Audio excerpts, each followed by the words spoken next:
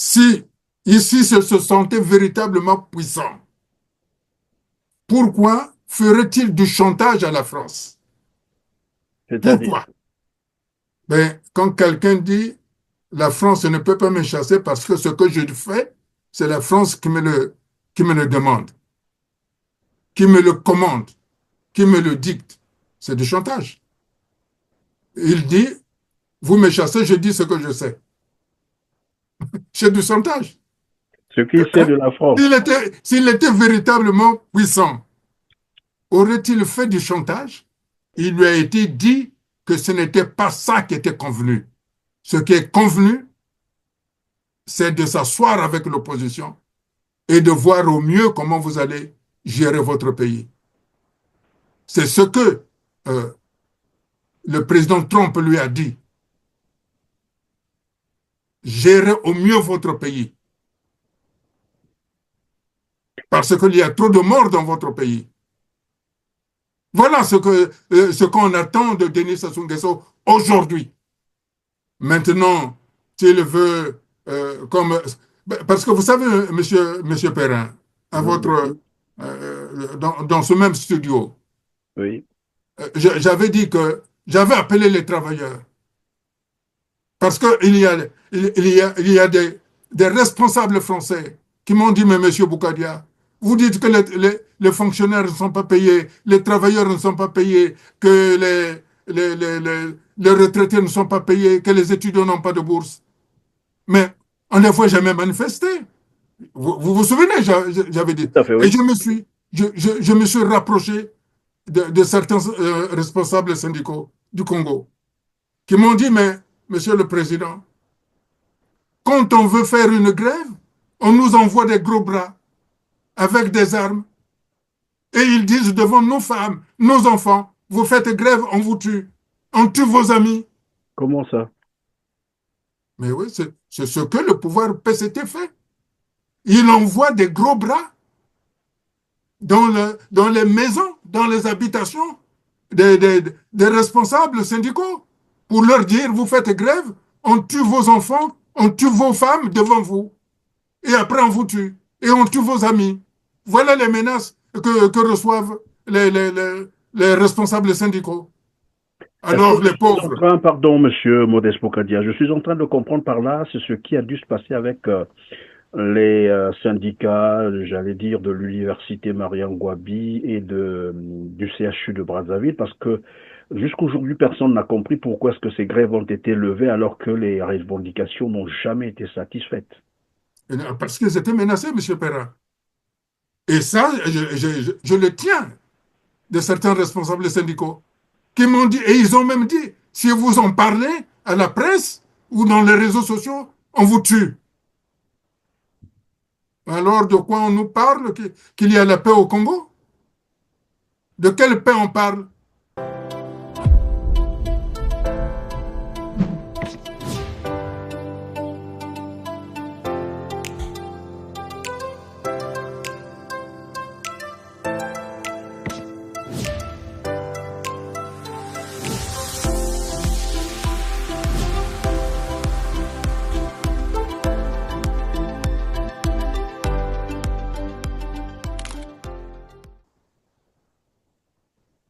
Bonjour à tous, mesdames, messieurs. Bienvenue dans ce numéro de Droit de Savoir avec Modeste Boukadia, président du Cercle des démocrates et républicains du Congo CDRC. Bonjour, monsieur Modeste Boukadia. Bonjour, monsieur Christian Perrin. Comment allez-vous? Ben, je vais très bien. J'espère que c'est pareil pour vous. Ça va absolument, c'était un bon dimanche. Merci. C'est un bon dimanche. Alors, notre interview va porter sur le scandale EKRC et la convention d'affermage signée entre EKRC et la Société nationale d'électricité du Sénégal, qui a désormais la plénitude sur la distribution et la commercialisation de l'électricité au Congo-Brazzaville. On va suivre le reportage irrelatif. Dans le cadre de la coopération Sud-Sud, le Congo et le Sénégal ont conclu une convention d'affermage portant sur la distribution et la commercialisation de l'électricité en République du Congo pour une période de 10 ans. La gestion de ce segment sera désormais assurée par la société sénégalaise Sénélec. La signature de la convention a eu lieu en présence du Premier ministre Anatole Koliné-Makosso. L'acte a été formalisé par Émile Ouosso, ministre congolais de l'énergie, et par Pape Mamadou Diop, directeur général de Soselec, filiale de Sénélec. Dès lors, l'État congolais ne détient plus le monopole de la distribution et de la vente de l'électricité. Voilà, Monsieur Modeste Boukadia, une convention signée pour une durée de 10 ans, soit jusqu'en 2035. C'est ce que ça veut dire. Votre premier commentaire? D'abord, je n'ai pas entendu qui va produire l'électricité. Je ne sais pas si déjà on produit de l'électricité au Congo. Et je me pose aussi la question de savoir, cette société EDC, c'est celle que je crois qui avait été créée ou qui avait été créée à la suite de la privatisation de la SNE. Je crois que c'est celle-là. ST2, c'est bien ça, oui. Oui. Celle qui n'a pas pu payer toutes les indemnités des fonctionnaires et qui a des problèmes avec les salariés. Et d'ailleurs, ils avaient annoncé, pendant que vous le dites, qu'il y avait des nouveaux partenaires, des nouveaux actionnaires qui devaient apporter des capitaux. C'est ce qu'ils avaient dit. Et donc, en 2018, si j'ai bonne mémoire, cette société a muté en E2C, comme on l'appelle aujourd'hui, EKRC. Oui, justement, la question que je me pose d'ailleurs, jusqu'à présent, les salariés n'étaient pas au courant et ne connaissaient même pas le nom de leur patron, qui était le véritable patron de cette nouvelle société, EKRC. Donc, jusqu'à présent, on ne sait pas. Mais la vraie question qui se pose aujourd'hui, qui a vendu cette société à la Société nationale d'électricité du Sénégal? Est-ce que c'est la société EKRC ou est-ce que c'est l'État congolais qui l'a vendu et qui va payer euh, tous les arriérés de salaire et toutes les indemnités des gens qui travaillent à la SNE, pour ne pas dire à EKRC? Vous allez me permettre, la question est légitime parce que c'est une question que, enfin, même moi, je n'ai pas vu ça à venir.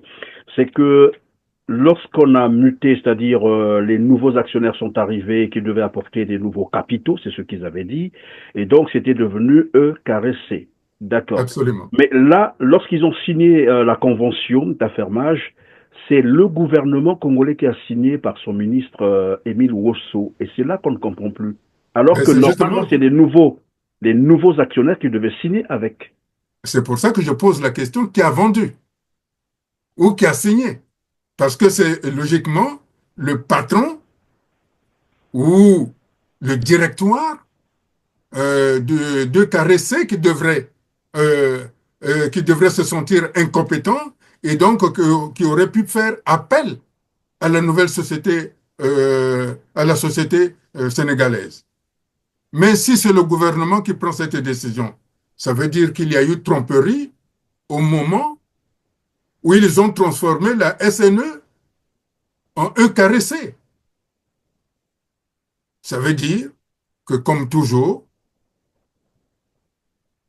le pouvoir de Denis Sassou Nguesso est un pouvoir assis sur du mensonge, flagrant. Et là, on le voit. C'est pour ça que je m'interroge la raison pour laquelle ils sont allés chercher euh, une société sénégalaise d'électricité qui a des incompétences là-bas. Parce que j'ai cru voir qu'au Sénégal, cette société ne jouait pas d'une bonne réputation. Et la preuve, si j'ai bonne mémoire, le président euh, Macky Macky Sall. Sall, je crois, avait viré le patron de cette société. Enfin, avait viré le patron de la Société nationale. Évidemment, je m'en souviens très bien. C'était lors, je crois, du sommet Afrique-Banque mondiale, là où il y a eu coupure d'électricité dans la salle, et même le président Macky Sall n'avait pas compris ça, il n'avait pas apprécié, et va donc prononcer la sanction contre le directeur général. Mais ça, c'est un fait.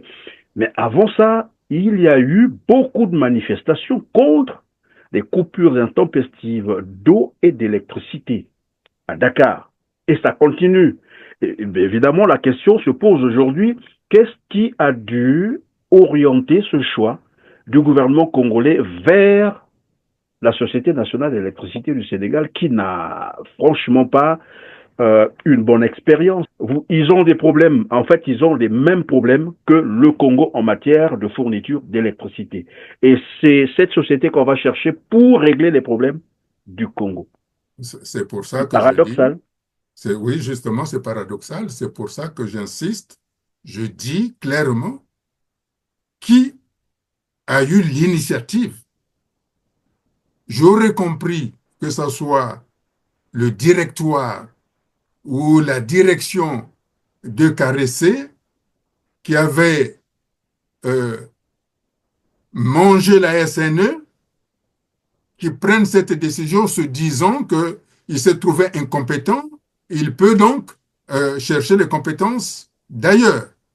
Mais j'ai cru comprendre que c'est le gouvernement, enfin le gouvernement. Quand je dis ça, j'ai mal, parce qu'il n'y a pas de gouvernement au Congo. Hein. Ah bon? Ce sont des copains, des coquins qui ont mis main basse sur tout le Congo. Autrement dit, c'est une mafia des voyous qui ont pris le peuple congolais en otage et qui font ce qu'ils veulent. La preuve, ils viennent de le démontrer. Ils ont privatisé la SNE en une nouvelle société, EKRC, dont on ne connaissait pas le patron.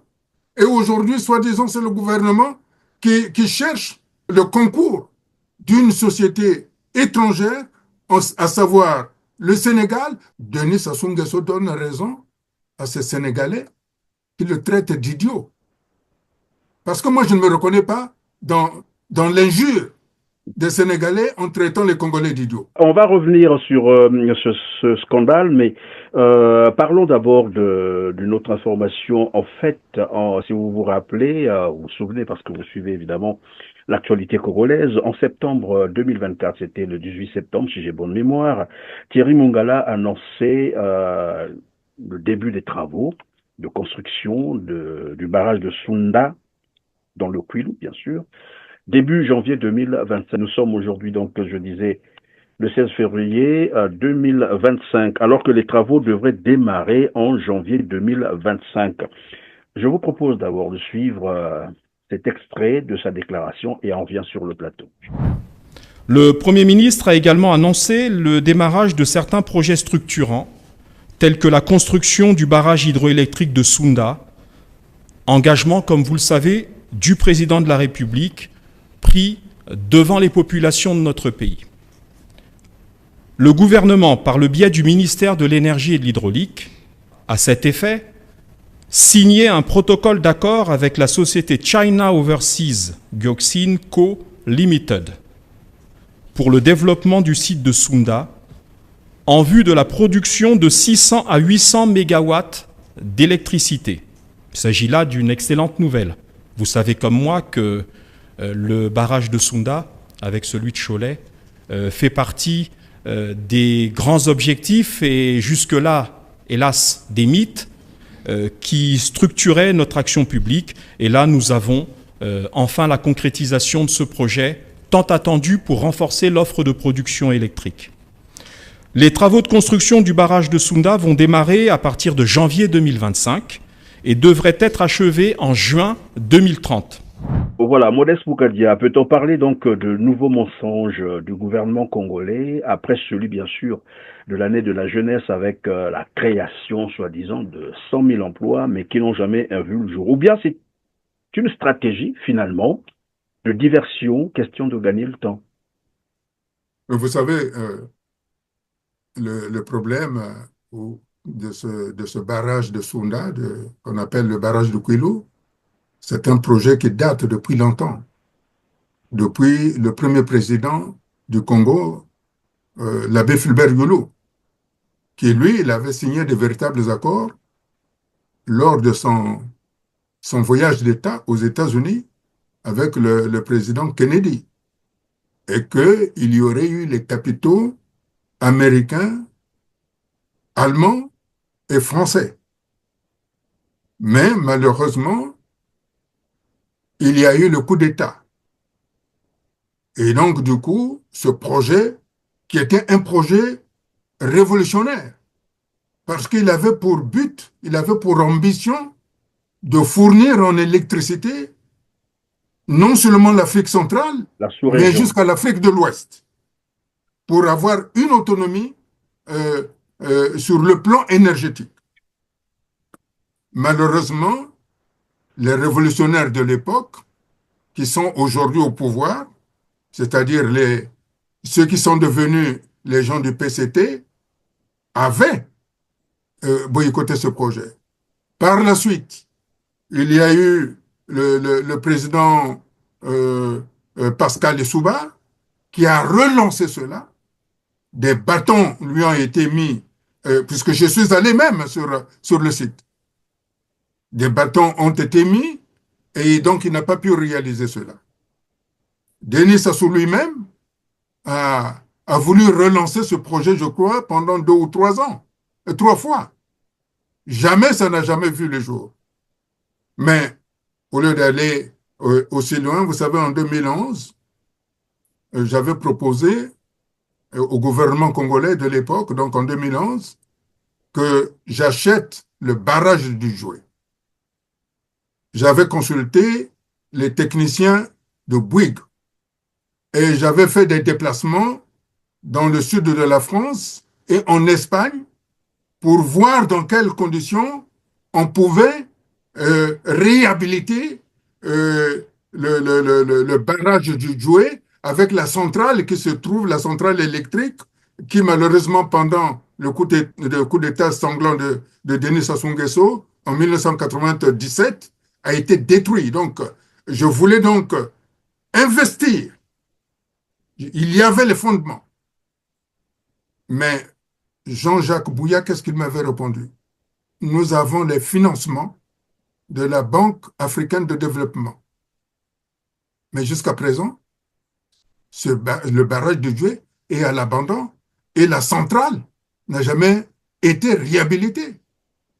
Et je comprends pourquoi il ne voulait pas. Il ne voulait pas parce que ce n'est pas parce que il ne voulait pas que quelqu'un d'autre, notamment quelqu'un du Sud, prenne ce barrage pour ne pas donner, pour donner le courant à ceux qui ne veulent pas qu'ils aient du courant électrique. Et d'ailleurs, pendant que vous le dites, Modeste Boukadia, je proposais à nos téléspectateurs un reportage relatif lorsque la Banque mondiale s'est impliquée dans ce dossier qui normalement, et comme vous l'avez dit tout à l'heure, ce barrage en réalité, je ne sais pas si c'est un manque de volonté politique, mais ce barrage aurait déjà vu le jour. Suivez. La Banque mondiale a procédé à la restitution de l'étude de faisabilité du barrage hydroélectrique de Sunda. Pour ce projet, le Congo s'est lancé dans la dynamique de l'utilisation de l'argent public pour attirer les investisseurs privés. Aujourd'hui, nous avons assisté donc à des discussions sur comment la Banque mondiale peut aider le gouvernement de la République du Congo à travers donc la Société financière internationale à attirer des investisseurs privés pour réaliser le barrage hydroélectrique de Sunda, qui est un barrage donc très important pour la République du Congo. La Banque mondiale, c'est un apport en tant que conseiller à travers la Société financière internationale, avec tous les instruments dont nous disposons, donc des instruments de conseil, mais aussi des instruments de financement pour appuyer la République du Congo à réaliser donc ce projet qui est important. La réussite de ce barrage nécessiterait une réforme du secteur de l'énergie en matière d'amélioration des performances de la SNE et lignes de transmission d'énergie, a indiqué le représentant de la Banque mondiale. La réunion tenue ce 4 novembre a porté sur les conditions de la faisabilité réelle de la production annoncée par la Banque mondiale, une production estimée à 480 MW. En ce qui concerne la distribution d'électricité produite par Sunda, je pense que les besoins sont énormes au niveau du Congo. Nous avons la zone économique spéciale de Pointe-Noire chinois qui a besoin de 700 mégawatts. Nous avons la zone économique spéciale de Brazzaville qui aura besoin de 250 mégawatts. Nous avons les potasses du Kwilu qui auront besoin d'autour de 150 mégawatts. Donc, dans les 10 prochaines années, le Congo aura besoin de développer une puissance de près de 1000 mégawatts. Alors, Modeste Mukadia, vous avez dit 2 ou 3 fois, Denis Sassou Nguesso a promis la construction de ce barrage, mais ne l'a jamais fait. Et comme je le disais d'emblée, est-ce que c'est justement un manque de volonté politique? Parce qu'après, il y a eu la construction de l'Iweso, il y a eu la construction d'Imbulu, mais qui ne répondent toujours pas, alors qu'il y a un barrage qui pouvait, évidemment, fournir l'électricité nécessaire pour tous les Congolais. Vous savez le barrage de Dinga. Le barrage Dinga a été construit à défaut de barrage de Kwilu. Si le barrage de Kwilu avait été construit, il n'y aurait pas le barrage d'Inga. Donc en réalité, c'est aussi une volonté politique de ne pas doter des infrastructures dans la partie sud du pays, mais en même temps, une volonté de ne pas doter le pays des infrastructures capables de le faire développer. Oui, mais qu'est-ce qui peut expliquer ça alors qu'on est au pouvoir? Non, je ne pense pas que Denis Sassou Nguesso soit au pouvoir pour le Congo. Il est au pouvoir pour lui-même. Il est au pouvoir pour lui-même. Il n'est pas là pour satisfaire, pour qu'il remplisse le devoir qui incombe à un responsable, à un chef d'État, celui de satisfaire les besoins vitaux essentiels de la population. Et vous constatez que depuis 42 ans qu'il est au pouvoir, Denis Sassou Nguesso n'a rien fait qui réponde et qui satisfasse les besoins vitaux des Congolais. Il n'y a aucun exemple à prendre. Aucun. Évidemment, il n'y a aucun. Mais par contre, pour se satisfaire lui-même dans sa vie joyeuse, il le fait. Il le fait. C'est pour ça que je pense que j'ai cette douleur et cette colère en même temps.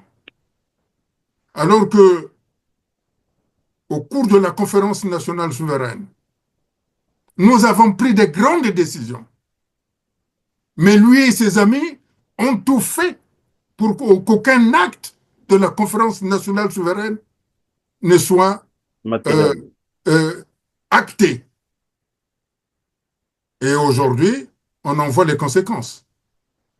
On en voit les conséquences. On en voit les conséquences, Modeste Mukadia. Nous allons donc avancer. Revenons sur le scandale EKRC. Que vous inspire l'approche économique adoptée par le gouvernement Anatole Kouliné-Makosso, enfin le gouvernement congolais, même si vous pensez qu'il n'existe pas un gouvernement au Congo, qui finalement, depuis un certain moment, je ne sais pas si vous l'avez constaté, est en train de céder tous les pans, ou presque, de l'économie congolaise aux entreprises étrangères. Je rappelle ici à nos téléspectateurs, pour ceux qui ont perdu évidemment cette information, c'est que parmi les accords signés avec le Rwanda, Sassou Nguesso a cédé à Paul Kagame les transports en commun, l'ingénierie informatique, les télécommunications, l'Internet, la formation de l'armée, exploitation minière, bref.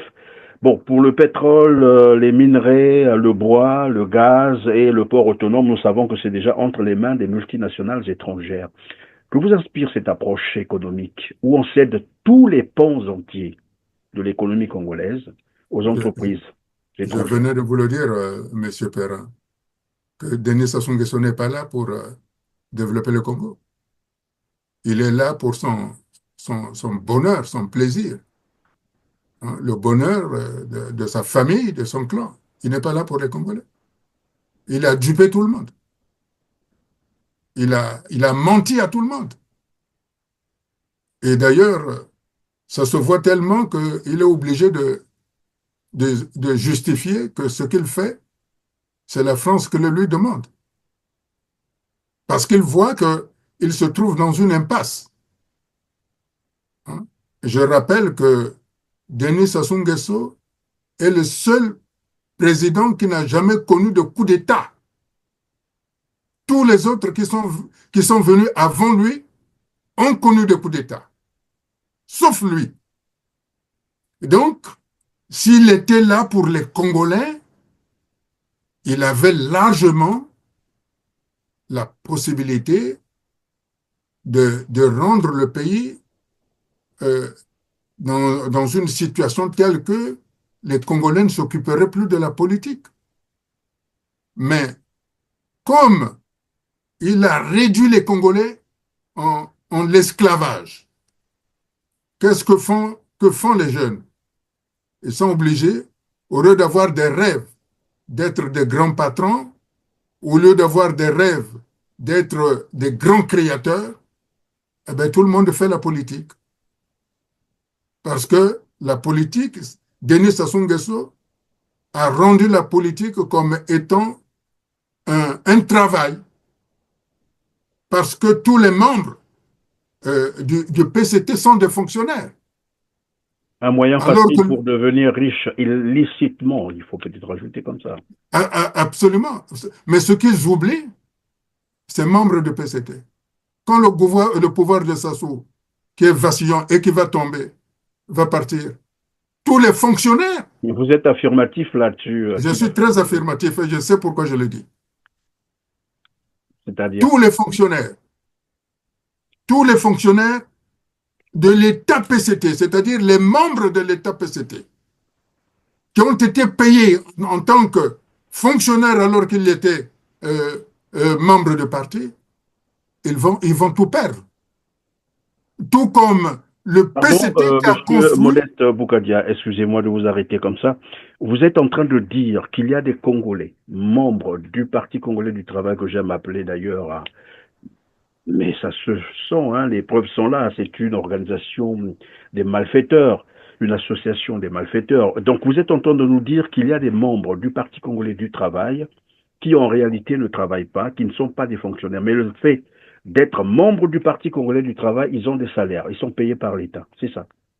Mais vous savez très bien que tous les membres du PCT ont fait l'école de PCT. Tous les cadres de PCT sont formés par le PCT, ont été déversés dans la fonction publique. Ce qui n'est pas le cas des autres partis politiques. Vous voyez ce que fait le président Trump aux États-Unis. Tous ceux qui ont été nommés par le président Biden d'appartenir au Parti démocrate et donc en bénéficier de cette situation-là, il est en train de les virer. Ce qui veut dire qu'au Congo, quand le pouvoir va être normalisé, tous les cadres du PCT seront virés de la fonction publique. Les cadres rouges, et c'est ce qui peut expliquer finalement leur, j'allais dire, insensibilité à la crise, à la misère des Congolais, parce que lorsqu'on les suit à la télé ou dans les médias, sur les réseaux sociaux, ils ont tendance à vous démontrer que les choses vont bien, alors que tout le monde est en train de voir que ça va très mal. Ça va très mal. Mais avec, disons, à l'ère du numérique, plus rien ne se cache. Mais c'est curieux, à un jour, je me posais la question, qu'est-ce qu'ils ont dans la tête? De ne pas voir ce que les autres voient. Est-ce que c'est ce qui explique finalement leur, je sais pas, ce mépris? C'est un mépris, il faut le dire comme ça. Il faut absolument demeurer au pouvoir parce que si le pouvoir tombe, bah, on perd tout, c'est ça. Vous savez, je vous avais déjà dit, je crois que c'est chez vous, c'est chez un de vos collègues, j'avais déjà dit, l'avion de Denis Sassou Nguesso ne peut pas transporter tous les membres du PCT. À la rigueur, il y aura seulement ses enfants. Vous voyez, le président Assad, quand il est parti, il a même laissé ses frères. Hein. Donc, moi, je pense que l'ivresse de pouvoir ne doit pas entraîner de l'amnésie. Il y a eu un reportage qui est passé pour du départ du président Ouazabanga, le maréchal Mobutu. Vous avez vu tout ce qu'il a laissé? Hein? Vous avez vu tout ce que Ben Ali a laissé? Vous Hosni voyez un, Moubarak, tout ce monde, oui. vous voyez un président qui était puissant, Assad. Il est parti. On ne sait même plus où il est. Vous voyez un président qui a voulu révolutionner l'Afrique, le colonel Kadhafi, qui avait une des armées les plus puissantes du monde. Vous avez vu comment il est terminé? Denis Sassou n'a pas d'armée. Hein? Denis Sassou Nguesso n'a pas d'armée. Même s'il se complaît à dire qu'il a les hommes et les armes. Quelles armes il a? Si ici il se sentait véritablement puissant, pourquoi ferait-il du chantage à la France? C'est-à-dire, Pourquoi? Ben, quand quelqu'un dit la France ne peut pas me chasser parce que ce que je fais, c'est la France qui me le demande, qui me le commande, qui me le dicte. C'est du chantage. Il dit, vous me chassez, je dis ce que je sais. C'est du chantage. ce qu'il sait Hein? de la France. S'il était véritablement puissant, aurait-il fait du chantage? Ça veut dire que il sait lui-même, quand il commence à dire la France ne peut pas me chasser, c'est que il est conscient que, comme l'a dit, et je félicite le président Emmanuel Macron d'avoir eu le courage d'envoyer son ambassadeur au président de son Assemblée nationale, M. Isidore Mvouba, en lui disant la vérité en face. Ce que vous voulez faire au pôle, en allant chercher M. Frédéric Bensangou pour faire de nouveau du désordre dans la région de Pôle, nous ne l'acceptons pas et vous ne vous cacherez plus derrière la France. Vous voyez? Alors, Et certainement qu'ils ont... il lui a été dit que ce n'était pas ça qui était convenu. Ce qui est convenu, c'est de s'asseoir avec l'opposition et de voir au mieux comment vous allez gérer votre pays. C'est ce que le président Trump lui a dit. Gérez au mieux votre pays. Parce qu'il y a trop de morts dans votre pays. Voilà ce qu'on attend de Denis Sassou Nguesso aujourd'hui. Maintenant, s'il veut, parce que vous savez, monsieur Perrin, à dans ce même studio, Oui. j'avais dit que j'avais appelé les travailleurs. Parce qu'il y a des responsables français qui m'ont dit, mais monsieur Boukadia, vous dites que les fonctionnaires ne sont pas payés, les travailleurs ne sont pas payés, que les retraités ne sont pas payés, que les étudiants n'ont pas de bourse. Mais en des fois, j'ai même manifesté. Vous souvenez, j'avais dit. Tout à fait, oui. Et je me suis rapproché de certains responsables syndicaux du Congo qui m'ont dit, mais monsieur le Président, quand on veut faire une grève, on nous envoie des gros bras avec des armes. Et ils disent devant nos femmes, nos enfants, vous faites grève, on vous tue. On tue vos amis. Comment ça? Mais oui, c'est ce que le pouvoir PCT fait. Il envoie des gros bras dans les maisons, dans les habitations des responsables syndicaux pour leur dire, vous faites grève, on tue vos enfants, on tue vos femmes devant vous. Et après, on vous tue. Et on tue vos amis. Voilà les menaces que reçoivent les responsables syndicaux. Alors, les pauvres. Pardon, monsieur Modeste Bokadia, je suis en train de comprendre par là, c'est ce qui a dû se passer avec les syndicats, j'allais dire, de l'université Mariam Gouabi et du CHU de Brazzaville, parce que jusqu'aujourd'hui, personne n'a compris pourquoi est-ce que ces grèves ont été levées alors que les revendications n'ont jamais été satisfaites. Parce qu'ils étaient menacés, M. Perrin. Et ça, je le tiens de certains responsables syndicaux qui m'ont dit, et ils ont même dit, si vous en parlez à la presse ou dans les réseaux sociaux, on vous tue. Alors, de quoi on nous parle? Qu'il y a la paix au Congo?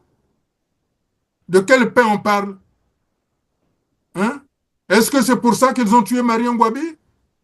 Pour amener le Congo comme ça? Alors, je comprends pourquoi le capitaine Pierre Anga s'était posé la question de savoir pourquoi vous avez tué Marion Ngouabi. Pourquoi? Pour faire du Congo tel qu'il est? Comme ça? Non, Monsieur Perrin. C'est pour oui, ça que je dis, quand on voit le scandale aujourd'hui de la société EKRC, carré 2, en fait c'est toujours la même SNE, puisque c'est SNE. le gouvernement qui a cédé cette société euh, qui fut jadis un fleuron du Congo, où les travailleurs, moi je me souviens à l'époque quand j'étais étudiant, il n'y avait jamais eu de coupure. Hein. Donc, si on voit ce qui se passe, et quand on voit, je ne sais pas si la liste qui circule sur les réseaux est, est- est- est authentique. Évidemment, bon, mais la liste, il faut dire qu'elle est authentique parce que nous l'avons fait authentifier. Nous avons reçu ces documents qui ont circulé sur la toile et nous avons demandé à nos correspondants sur place pour aller vérifier. Ils nous ont confirmé que la liste, elle est authentique. On va y revenir tout à l'heure, Monsieur Modeste Boukadia. Et je voulais évidemment, puisque vous parlez déjà de ce scandale, où les ministres, les parlementaires, j'allais dire les hauts fonctionnaires de l'État congolais sont compromis, en fait, sont pris en flagrant délit, il faut le dire, de vol d'énergie. C'est un délit, il faut le rappeler ici, qui est poursuivable d'ailleurs au pénal. Et parmi eux, le président de l'Assemblée nationale, le procureur de la République, le ministre de l'Intérieur, Zéphirin Boulou, il y a même le ministre lui-même, Émile Wosso, voilà, celui qui a signé la convention avec la société sénégalaise, qui cumulerait à la date d'aujourd'hui 140 millions de francs CFA d'impayés. Et donc, vous disiez que si la liste était authentique, si, elle est authentique. Et là, sur la liste, on peut lire Jean-Jacques Bouillard qui doit près de, voilà, je vois là 13 millions de francs CFA, plus 21 millions pour son domicile. Donc, c'est deux domiciles. Vous avez Jean-Bruno Bambi, celui-là aussi, c'est des millions. Le père Hugues Ngolondele, Julienne Isongo, Sassou Nguesso, Isidore Mbouba, Paulo Bambi. Ils sont nombreux comme ça, Émile Wosso, Hugues Ngolondele, encore, voilà, Arnaud Wamba, Sassou, même le fils de Sassou Nguesso. Le général Wamba, Sassou Nguesso, c'est comme ça qu'on l'appelle désormais. Et vous avez Thierry Mungala aussi, qui est le porte-parole du gouvernement, Belinda Ayessa. Voilà, ils sont nombreux, tous sont là. Et ce qui est d'ailleurs surprenant, c'est que le procureur de la République Okongakala, André Okongakala, monsieur mon parquet. Et ma question ici, c'est de savoir si au Congo, il y a encore un gouvernement. C'est vrai que vous l'avez déjà longtemps dit, qu'il n'y Ben avait oui, plus de gouvernement au Congo. On se pose maintenant la question s'il y a un gouvernement. non, mais depuis toujours, j'ai dit qu'il n'y avait pas de gouvernement. Que ceux qui ont tué la République, c'est le Conseil constitutionnel. C'est le Conseil constitutionnel qui a tué la République. Parce que quand Firmin Ayessa a fait boire de l'eau par les narines le candidat Parfait Kolela, qui en est décédé, on devrait annuler l'élection. Le Conseil constitutionnel avait... Conformément à l'article 70 de la Constitution. Oui. Il devait annuler l'élection. Mais comme le Conseil constitutionnel, c'est le conseil de famille de Denis Sassou Nguesso, de son clan, ils ont passé outre. C'est pour ça que je ne considère pas ça comme un conseil constitutionnel. Que j'ai dit que cette organisation-là, cet organe-là, a tué la République, a assassiné la République. Et donc, il n'y a pas de gouvernement. Et que tous ceux qui sont là, ce sont des copains et de coquins. C'est le mot. Parce qu'on se retrouve dans un scandale comme ça. Et ce scandale, qui peut y mettre fin. Une preuve matérielle que c'est des délinquants qui tiennent le Congo, c'est des criminels, nous l'avons toujours dit Ce ici. n'est pas moi qui le dis, ce sont eux-mêmes. Mais évidemment, D'ailleurs, Denis Sassou Nguesso lui-même l'avait dit au sommet de la francophonie en, en 1999 à Moncton, quand Jacques Chirac l'avait interpellé. Il avait dit ceci, que tous les cadavres qui sont dans mon placard ne sont pas les miens. Donc il savait bien qu'il y avait des gens qui assassinaient. Et qu'il avait même ajouté, tous ceux qui pensent que je suis le seul à voler doivent me précéder avant que je les précède. Alors aujourd'hui, par c'est-à-dire, rapport, il voudra faire un nettoyage avant de partir, c'est ça? il faut lui poser la question. Je pense que c'est cela. Et aujourd'hui, il y a une situation gravissime en Afrique centrale. La situation de la RDC et du Congo, dans laquelle le Congo-Brazzaville, Denis Sassou Nguesso, lui-même est impliqué par des intérêts privés avec le Rwanda, qui menacent, qui risque d'entraîner la déstabilisation de la sous-région. Alors, qu'est-ce qu'on fait? On crée des distractions. Hier, on nous a lancé du bruit que, voilà, sa fille, qui est mère de Kintele, je crois, a fait détruire une résidence ou une maison de ce fameux Procureur de la République. procureur-là, Ongo Kakala, je crois que c'est ça. Okongakala, oui, André Oui, Okongakala. son mandat, son mandat. Mais comme cette distraction n'a pas pris, alors on fait sortir le scandale de EKRC, de la SNE. Voilà, comme ça, les Congolais disent, ah non, c'est entre eux, ils sont en train déjà de se disputer. Comme ça, les vrais sujets ne sont pas abordés par les Congolais. Donc, comme nous connaissons le PCT, c'est un parti basé sur le mensonge, la calomnie, la désinformation et des slogans creux. C'est ça ce qu'ils sont en train de faire. Il y a un vrai sujet qui est là. Le sujet sur lequel on attend Denis Sassou Nguesso, c'est celui de réconcilier les Congolais. C'est ce qu'on lui a dit à Paris. Il faut réconcilier les Congolais. Comme il en est incapable, il crée des situations, il montre les muscles par ici ou par là. Alors, pour montrer que c'est lui l'homme fort, il vient nous refaire le film enterré à la conférence nationale souveraine sur l'homme du 5 février. Ça veut dire qu'en réalité, Denis Sassou Nguesso n'était pas d'accord qu'on enterre cette affaire-là. C'est pour ça qu'il a demandé à ses partisans de ressusciter le vrai débat sur l'assassinat du commandant Marien Ngouabi. Et là, on donne raison au capitaine Pierre Anga, qui pose la question, pourquoi vous l'avez assassiné? Pourquoi? La vérité, Alors, Denis Sassou Nguesso n'a jamais été pour la conférence nationale. Oui, après, on peut le voir dans les documentaires réalisés par ces cabinets de propagande, dire que c'est moi qui ai voulu qu'il ait la conférence. Non, Denis Sassou Nguesso n'a jamais été, je dis bien jamais été d'accord pour la conférence nationale. Cela lui a été imposé et tout le monde le sait. On peut revenir là-dessus, mais ce n'est pas le sujet d'aujourd'hui. Oui, mais M. Perrin, il faut bien comprendre la politique du PCT. Le 18 mars 1979 et 77, 77, oui. soi-disant 14h30, il égorge Marien Ngouabi. À 15h, 16h, il crée le CMP. Le président Giscard d'Estaing lui envoie un message de condoléances.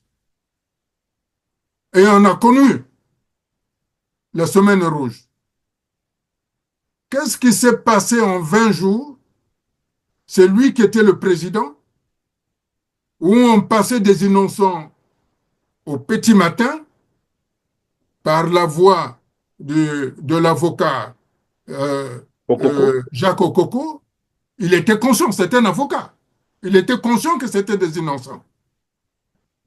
comment se fait-il qu'il crée le CMP et quand il a fini le nettoyage, il donne le pouvoir au, à Joachim Yombi au Pango pour le salir. Pourquoi? Qu'est-ce qui s'est passé? Il avait tous les pouvoirs. Pourquoi il a donné au colonel Joachim Yombi au Pango? Pardon, Pour quelle pendant que vous raison? dites ça, pour les raisons, voilà, pour nos téléspectateurs qui nous suivent, lorsque vous parlez du nettoyage, peut-être qu'il faut être un peu beaucoup plus précis là-dessus. Il y a Non, je eu parlais du également le nettoyage, crime. Oui. c'est-à-dire que quand ils ont assassiné le commandant Marien Ngouabi, ils ont prétendu que c'était un complot qui venait du président Alphonse Massamba Deba. Et que le président Marien Ngouabi ayant discuté avec son ami le cardinal Émile Yenda, donc tous ceux qui étaient en rapport avec le commandant Marien Ngouabi ont été éliminés, dont même les amis proches du président Marien Ngouabi. C'est ce qu'on appelle les innocents, qu'on passait au petit matin. À 5 heures du matin, ils étaient passés sous les armes. Et Florent Seba était heureux de l'annoncer à la radio. L'actuel Et pourtant, je rappelle, l'actuel directeur de cabinet de Sassou Nguesso. absolument, et je rappelle que Florent Seba est la dernière personne à avoir vu le président Alphonse Massamba Deba vivant. Lorsqu'on avait amené le président Alphonse Massamba Deba devant Denis Sassou Nguesso, il était en chemise blanche. Et il avait dit, je ne veux pas le voir. Emmenez-le. Qui avait Et dit, je après, ne on veux ne pas l'a le plus jamais voir? vu. Qui avait dit Pardon? qui avait dit qu'il ne veut pas le voir? C'est Denis Sassou Nguesso. Il Il voulait pas avait voir dit le qu'il ne voulait président pas Massamba. voir, qu'il ne voulait pas voir le président Alphonse Massamba Deba, qui était en chemise blanche, En sorte, débraillé. c'était là comme qui dirait, une instruction, un mot d'ordre pour le faire Ça, exécuter. je n'en sais rien. Ça, c'est pour ça que dans ma tribune de ce matin, j'ai publié pour que Florent Seba nous dise sa vérité pendant que Denis Sassou Nguesso est vivant. Parce que lui-même, Denis Sassou Nguesso, l'avait dit à Moncton, au Canada, en 1999, lors du sommet de la francophonie, que tous les cadavres qui sont dans mon placard ne sont pas les miens. Donc, il se pourrait, puisque lui, il avait dit, emmenez-le, je ne veux pas le voir. Est-ce que c'était une instruction donnée? Mais c'est Florent Siba. Florent Siba doit nous donner cette vérité-là. Parce que jusqu'à présent, la famille du président Alphonse Massamba Deba n'a pas encore fait son deuil. Parce que pour l'instant, il est supposé disparu. Il n'y a pas de cadavre. Donc, il n'y a pas de mort. Hein? Donc, il peut être vivant. Donc, Florent Siba doit nous dire. Oui, Il mais doit nous dire. c'est donc Voilà la politique. l'intérêt, Voilà.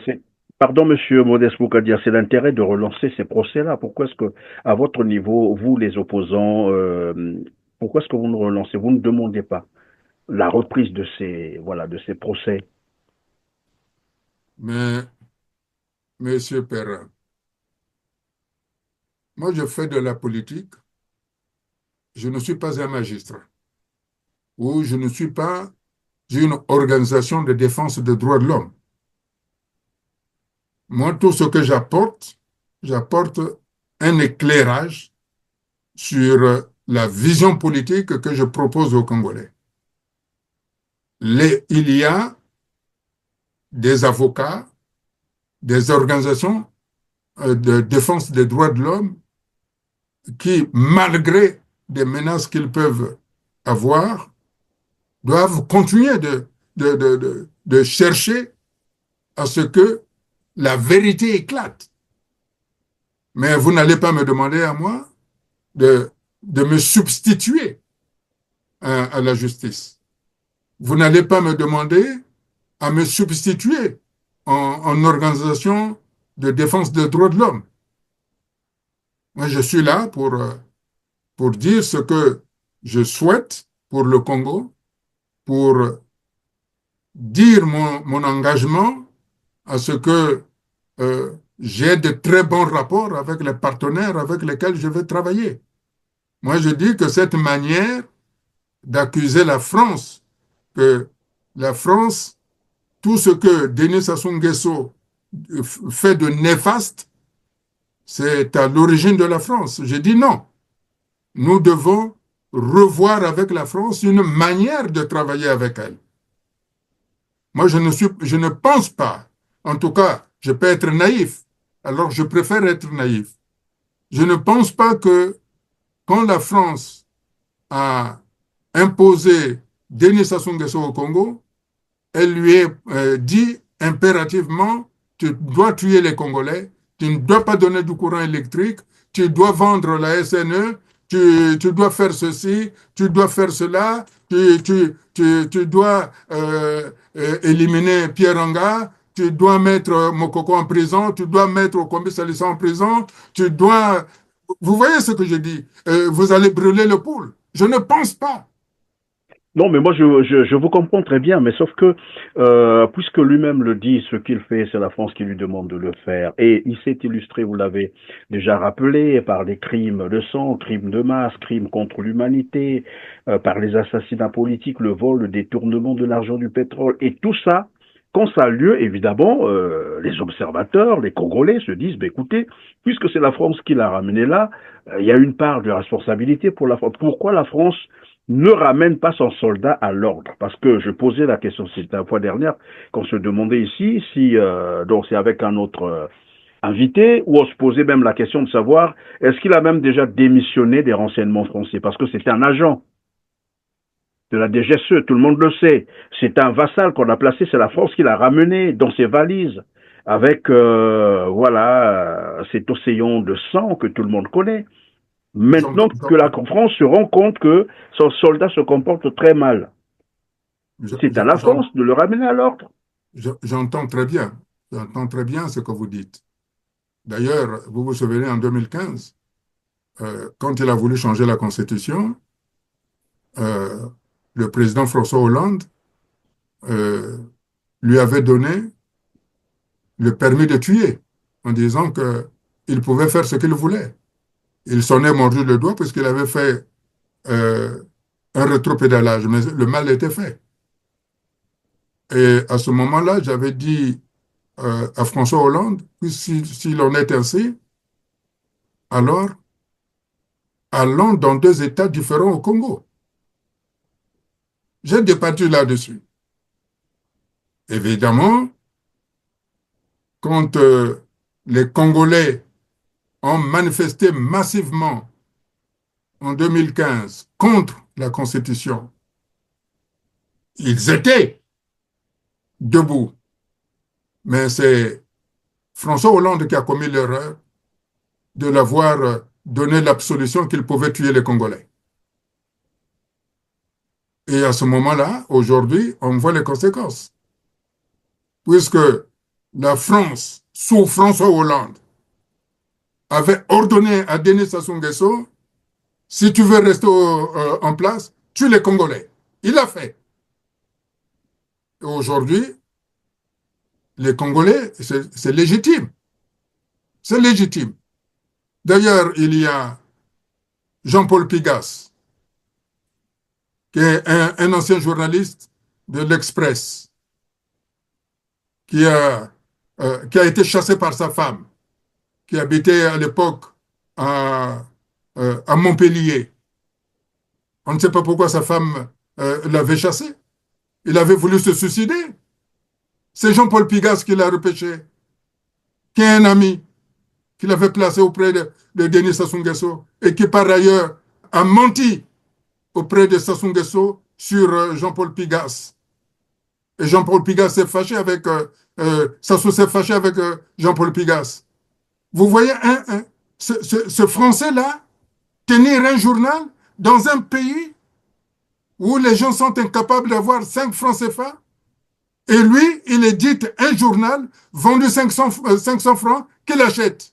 Avec quel argent il publie son papier, sont, Et bien sont sûr, papiers. l'argent de l'État congolais, parce que la Vous, vérité, vous, c'est que vous, c'est un vous, journal vous- qui n'est vous- jamais, qu'on ne peut pas vous vendre. comprenez effectivement quand les Congolais disent que Denis Sassou Nguesso était un agent euh, de la France. J'ai envie de les croire. J'ai envie de les Non, croire. mais ça a été révélé par un ancien conseiller de Jacques Chirac. C'est François Prost qu'on appelle, celui qui a écrit, l'auteur du livre Chirac, mon ami, de 30 ans. Et c'est bien écrit dans ce livre. Lorsque vous lisez ce Oui, mais c'est livre, pour ça que vous avez tous les éléments. j'ose bien le croire. Mais par contre, ce qui m'étonne, c'est quand Denis Sassou Nguesso dit ce que je fais au Congo, c'est-à-dire envoyer des bataillons pour aller brûler le pôle, envoyer des bataillons pour aller massacrer les populations du Konongo, oui, Oui, bien sûr, oui. du Konongo, Massacrer les jeunes au beach et tout ça, voilà.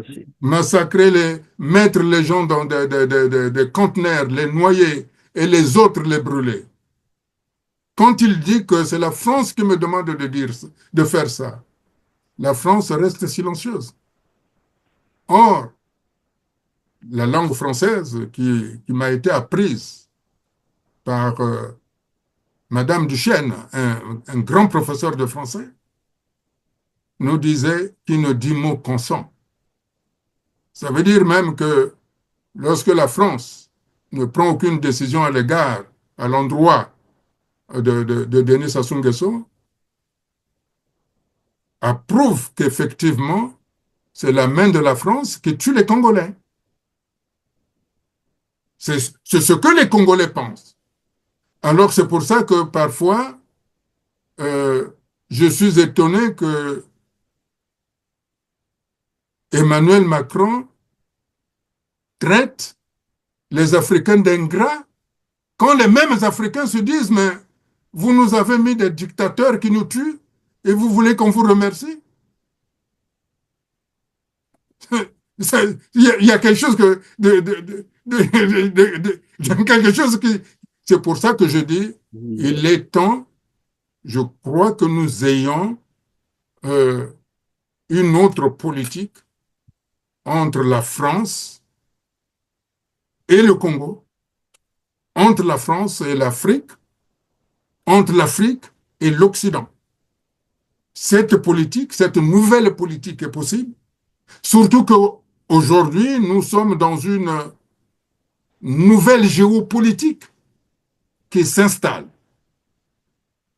Et cette nouvelle politique qui s'installe doit amener les Africains à saisir cela comme étant un moyen de rééquilibrer les relations diplomatiques avec l'Union européenne, avec la France, avec la Chine, avec la Russie, avec les États-Unis d'Amérique, avec le Moyen-Orient, avec Israël. Voilà, je crois, l'opportunité de cette nouvelle donne, parce que de ce que l'on sait, de ce que l'on sait, la place du Congo-Brazzaville en Afrique centrale est très demandée et nous donne des atouts. Et ces atouts-là, aujourd'hui, nous devons les mettre en mouvement pour que nous ayons de saines relations avec la France, de saines relations avec l'Union européenne. C'est de ça dont il s'agit aujourd'hui. Ce n'est rien d'autre. Rien d'autre, Monsieur Modeste Boukadia. Nous sommes à la fin donc de cette interview. Alors nous allons donc conclure. Ce que j'ai cru savoir, c'est que tout ce qui se fait actuellement au niveau du Congo-Brazzaville, les événements qui s'enchaînent d'ailleurs, c'est dans le but de tourner les Congolais en dérision parce qu'ils veulent gagner du temps. C'est ça le problème.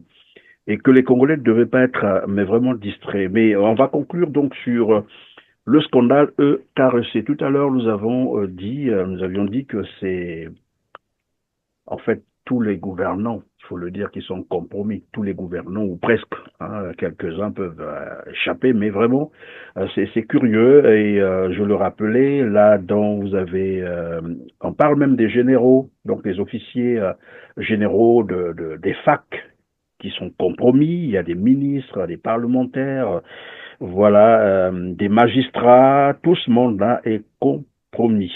Curieusement, le PCT qui a coutume de faire du bruit, à venir démentir cette fois-ci, il est aux abonnés absents, mais parce que dans la plupart des cas de ceux qui sont compromis sont les membres du Parti congolais du travail. Ni l'Assemblée, ni le Sénat, ni le gouvernement lui-même, même pas les responsables de EKRC, ne se sont prononcés sur ce scandale. Que doivent faire finalement les Congolais? Puisque là, nous l'avons dit, le procureur général aussi est compromis, qui, dans le cas où il était question, dans le cas où il était question de faire justice, qui va faire justice dans cette affaire? Qui va instruire le dossier de qui, puisque le procureur lui-même est compromis? Est-ce qu'il faudrait que les Congolais se fassent justice eux-mêmes? Puisqu'il est démontré maintenant que tout le gouvernement est compromis. C'est des voleurs, des bandits, des criminels, ce sont des délinquants. Ce n'est pas moi qui le dis, les preuves sont là. Ils ont volé l'énergie et c'est passible des poursuites au pénal. Donc c'est des délinquants, tout ce monde. Que doit faire le peuple congolais? Vous savez, je dis que il est temps aujourd'hui, malgré les menaces qu'il y a sur les syndicats, sur les organisations des droits de l'homme, il faut continuer à se battre. Quand nous avons commencé à parler de la conférence nationale, à l'époque, mon ami qui était maire nommé de Brazzaville avait dit que ce n'était pas la panacée. Mais finalement, par la langue, en donnant des explications, les mêmes explications que je donne aujourd'hui, les Congolais avaient fini par adhérer à l'idée de la conférence nationale. Et nous avons eu cette conférence nationale qui s'est mutée en conférence nationale souveraine. Aujourd'hui, il a été proposé à Denis Sassou Nguesso d'être un homme pour qu'il y ait une nouvelle direction du Congo, puisque la page de l'élection présidentielle de 2026 est tournée. Elle n'existe plus. C'est-à-dire? Personne ne veut des élections, surtout que c'est vous qui avez dit que Denis Sassou Nguesso est commandité depuis Paris. C'était ça, non? Tout à fait. C'est ça ce que vous avez dit. Paris ne veut pas de ces élections-là. Ni les États-Unis ne veulent pas de ces élections-là. Ni l'Union européenne ne veut pas de ces élections-là. On ne peut pas me dire que le Congo est un pays souverain, indépendant. Mais pourtant, le PCT y tient, ils sont même déjà en campagne. Oui, mais vous savez, que peut-il faire? Il faut quand même faire semblant que nous existons. Nous ne sommes pas morts, mais nous existons encore. Hein? Vous savez, quand quelqu'un meurt, il bouge encore. Hein? Quand quelqu'un meurt, il bouge encore. Hein? Donc, vous savez, si le PCT n'était pas mort, il ne sortirait pas le drapeau de la République populaire du Congo. À moins que j'imagine qu'au sein du PCT, il n'y a pas d'intelligence pour créer un autre symbole en dehors du symbole de la République populaire du Congo, qui, dans sa place réelle, est dans un musée. C'est ça. Aujourd'hui, ce drapeau rouge doit repartir dans le musée. Il ne doit plus exister. S'il existe, alors Sassou Nguesso fait perdurer la mort du capitaine Marien ou du commandant Marien Ngouabi. Si ce drapeau rouge est encore là, ça veut dire qu'il est heureux De de son coup d'État, l'assassinat oui. du commandant Marien Ngouabi. Parce que la conférence nationale, même si ce n'était pas les us et coutumes de nos compatriotes du Nord, ils avaient lavé les mains pour dire que ce qui s'est passé, on en- En enterre, oui. nous n'allons plus revenir là-dessus. Mais s'ils reviennent là-dessus, ça veut dire que dans leur tête, ils ont encore la victoire. Ils sont en train de se trémousser sur ces cadavres-là, de tous ceux qui sont morts. Évidemment, on en Mais, avait mais recensé, je crois, on avait, j'allais dire, identifié près de plus de 3000 assassinats politiques. absolument, c'est pour ça que je dis, il y a une fenêtre qui a été ouverte à Paris lors de la cérémonie de la renaissance de Notre-Dame. Et cette fenêtre-là doit tenir son résultat. C'est-à-dire, Denis Sassou Nguesso doit s'asseoir avec toute l'opposition pour œuvrer au mieux par une transition politique de la manière dont il faut gouverner le pays. Mais est-ce qu'il en Parce que parle même tel que avec ce son parti? parti-là, Le problème, c'est celui-là. Est-ce qu'il en parle même avec son parti? Toutes les instructions qu'il a reçues lors de cette visite-là. Apparemment, il n'en parle ça pas le avec son regarde. parti. Ça le regarde. Ça le regarde. Mais ce dont on sait, vu le scandale de cette NCE-là, SNDE, avec, SNE ou SNE, voilà. Il mieux vaut appeler ça avec SNE. la responsabilité de tous les acteurs de la vie politique du Congo qui sont membres du PCT, c'est-à-dire de leur gouvernement, de leur parlement, de tout le monde, De leur y compris justice. les maîtresses. Oui. Tout le monde y est compris là-dedans. Je ne pense pas qu'un tel pays, un tel système, de tels organes puissent continuer de vivre. Et c'est pour ça que je pense qu'il est temps aujourd'hui que tous les acteurs politiques, que toutes les organisations syndicales et la jeunesse qui continuent de danser sur les chanteurs qu'on leur envoie en France ici, qui sont payés par Edgar Nguesso. Ils envoient des gens venir faire de la musique ici pour distraire les gens. Je crois que les Congolais qui sont en France, la diaspora, il va de leur responsabilité de ne plus céder à l'attrait de l'argent facile. Ils ont la responsabilité de ce qui se passe au Congo-Brazzaville. Le Sénégal nous disait Congo-Zoba. Le système PCT a validé que leur système, c'est des idiots, des bêtes, des imbéciles. Ce n'est pas moi qui le dis. Ce sont eux-mêmes qui ont validé ce que les Sénégalais disaient Congo-Zoba. Je pense que c'est comme ça. Hein, si je Oui, traduis tout à bien. fait. Les Congolais, quand vous dites ça, les Congolais se retrouvent. Ils savent. Ils ont entendu Voilà, ça donc, depuis fort longtemps. et donc aujourd'hui, nous devons être des responsables. En tout cas, personnellement, et je pense que les Congolais du nord au sud, du centre à l'ouest, ne sont pas ces Congolais dont les Sénégalais qualifient ainsi. Ceux qui sont les vrais Congolais, montrons que nous sommes debout, nous sommes Bon, mais fiers, encore, parce il que faut c'est le préciser moment. que c'est pas tous les Sénégalais qui le disent. Hein. Enfin, certains commerçants véreux qui pensent que bon, voilà, ils exploitent, voilà, certaines Non, non, choses, non, ils non. font Ça, contre c'est aux de l'argent. Sénégalais de dire. Ça, c'est aux Sénégalais de dire que ce n'est pas tous les Sénégalais qui le disent.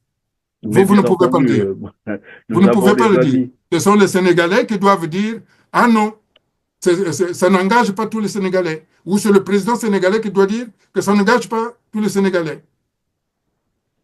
Bien Nous, naturellement, mais bon, après on a des amis un peu partout, on a des amis sénégalais. Voilà pourquoi je disais, c'est pas tous les Sénégalais, mais bon, vous avez aussi à raison mais oui, mais vos de. amis sénégalais, qu'ils prennent, qu'ils viennent sur vos antennes en disant non, ça ne nous engage pas. Nous allons les inviter, Monsieur Modeste Boukadi. En tout cas, grand merci d'avoir été avec nous encore aujourd'hui pour évidemment parler du scandale, il faut appeler ça comme ça, EKRC Gate, où des ministres, les membres du gouvernement pour ainsi dire, des magistrats, des procureurs, des officiers généraux, des hauts responsables, disons, des parlementaires sont compromis et sous le coup de la loi. Voilà, ils ont volé l'énergie et c'est un délit punissable. Merci encore d'avoir été vraiment disponible pour cette interview et surtout de nous avoir donné des informations, j'allais dire, très précieuses.